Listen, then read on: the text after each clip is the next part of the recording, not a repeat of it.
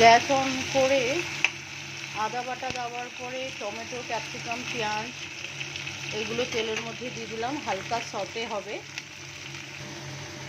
দুর্গা পুজো বাঙালিদের একটা শ্রেষ্ঠ পুজো, আর পুজো মানে ভালো মন্দ খাওয়ার। আজ শুভ চতুর্থী, সবাইকে আন্তরিক প্রীতি ও শুভেচ্ছা জানিয়ে আজ আবার নিয়ে এলাম খুব সহজভাবে নিরামিষ একটি তরকারি, যেটা সবার ভালো লাগবে। বানিয়ে দেখবেন। যখন সবজিগুলো হালকা নরম নরম হয়ে যাবে, যেটাকে আমরা বলি সতে হয়ে যাওয়ার পরে মিক্সিতে যে পেস্ট করে রেখেছিলাম কাঁচা লঙ্কা, কাজু বাদাম আর চারমগজ, সেই পেস্টটাকে দিয়ে দেবো।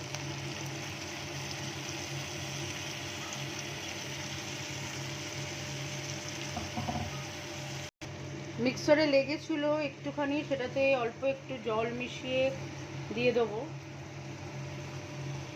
এখনো অবধি নুন মিষ্টি কিছু দিইনি, সেটা পরে দেওয়া হবে।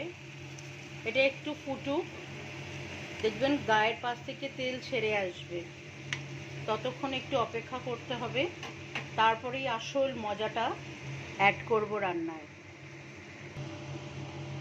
রান্নাটা যখন এরকম সিচুয়েশনে রয়েছে, তখন এখানে আমি 1 কাপ মতন দুধ অ্যাড করে দেবো।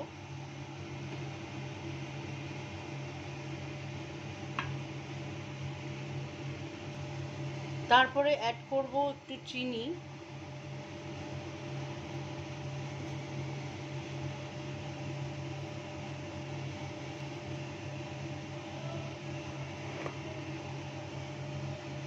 মশলা বলতে অ্যাড হবে শুধু লঙ্কার গুঁড়ো আর জিরের গুঁড়ো আর নুন, সব কিছু ভালো করে মিশিয়ে নেব। আজকের রান্নার স্পেশাল অতিথি হচ্ছে পনির। সবশেষে অ্যাড করব পনির। এবার ভালো করে মিশাবো।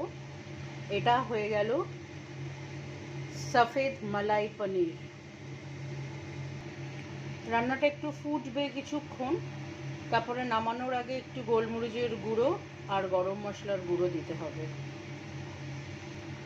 গরম মশলার গুঁড়ো আর গোলমরিচের গুঁড়ো মাপ মতন দিয়ে ব্যাস তৈরি হয়ে গেল আমাদের সফেদ মালাই পনির। খুব ভালো কাটাবেন পুজো, সুস্থ থাকবেন, মজা করবেন আর ভালো মন্দ খাবেন। টাটা।